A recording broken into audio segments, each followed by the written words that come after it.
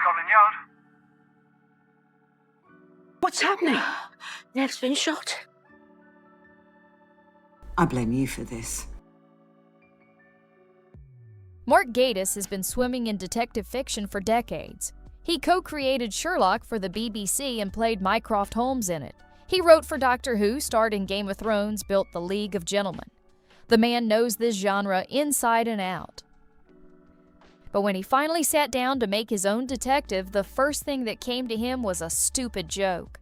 What if there was a detective named Book, and he worked in a bookshop and he solved crimes using books? The entire show grew out of that pun. It's 1946 London. The war just ended, the city is half rubble, and the streets are full of soldiers looking for work and black market operators looking for profit. Book runs an antiquarian bookshop. He knows more about history and literature than anyone you've ever met. He used to work in military intelligence, and when the local cops can't crack a case, they bring it to him. He solves crimes using what's in his head and what's on his shelves. The setting is beautiful. All that post-war fog and rubble, people putting their lives back together. And Book himself is the kind of detective you actually like. Smart without being a jerk about it, genuinely wants to help. Season 1 hit 100% on Rotten Tomatoes. The BBC renewed it for a second season before the first one had even finished airing. Shane Ward won X Factor in 2005. Sold millions of records, was one of the biggest names to come out of that show. Then Simon Cowell dropped him from the label in 2011, and that was that. Ward moved into acting, did well in Coronation Street, and now he's playing a retired cop living out his singing dreams on a boat. There's something kind of perfect about the casting when you know that backstory. Ward's character spends 2 decades solving crimes, and one day he just quits. Walks away from the whole thing because he's always wanted to be a singer.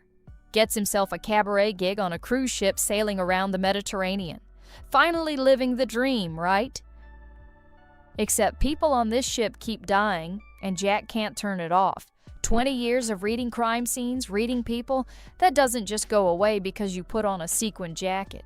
So he starts poking around, teams up with the ship's first officer, who thinks he's a pain in the ass at first, and before you know it, they're solving murders together every week while very obviously falling for each other.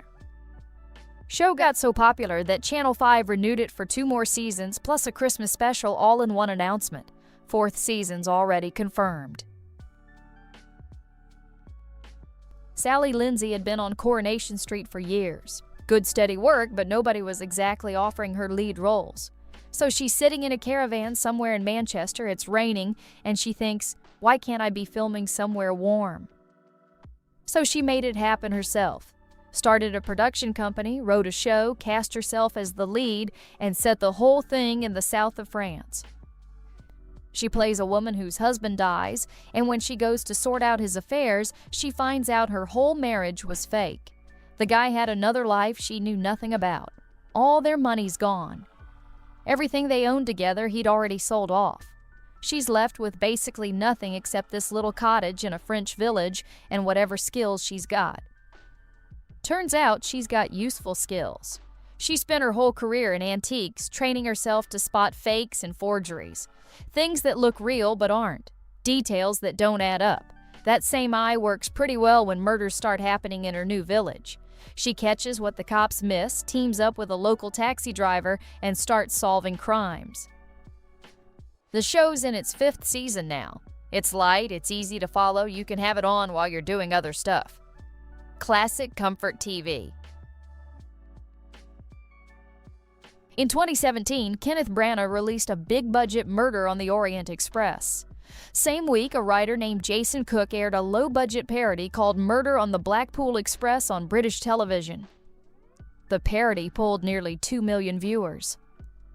Cook made 2 more one-off specials after that, and by 2021, he'd turned the whole thing into a series. What started as a cheap joke about a famous train became 4 seasons of television. 2 people meet while working on a coach tour. He's the driver, she's the guide. Someone gets murdered on the trip, they accidentally solve it, fall in love along the way, so they quit their jobs and decide to become private investigators. They're absolutely terrible at it, broke almost immediately. She thinks this is their big chance to finally make something of themselves. He's mostly just going along with it because it's easier than arguing. But murders keep finding them anyway. At garage sales, at amateur theater shows, at couples therapy. Eventually, someone drops dead at their own wedding 2 days before the ceremony. The show ran 4 seasons and ended in 2024. It's an easy comfort watch. It's silly, it's low stakes, and you don't need to pay close attention. This one's about a widowed caterer who keeps picking up jobs at interesting places. A luxury health club, a sci-fi convention, a boxing match, and every single time she shows up to cater an event, someone ends up dead. Her first gig at a spa ends with 2 bodies. She's not a detective. She's not trained in forensics. What she has is decades of being an Indianati. She reads people. She notices when someone's lying. She catches when the room feels off.